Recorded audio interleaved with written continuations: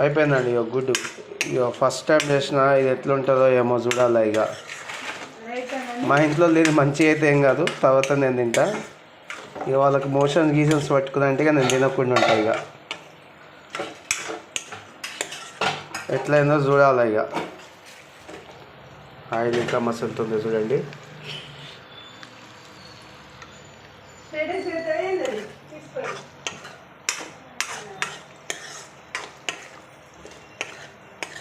ఎట్లుంటుందో చూడాలి, ఎట్లయితుందో చూడాలి. ఇక అల్లమైన గడ్డలా అదే అదే పసుపు. నాకు తెలుసు, నువ్వు చెప్పకు.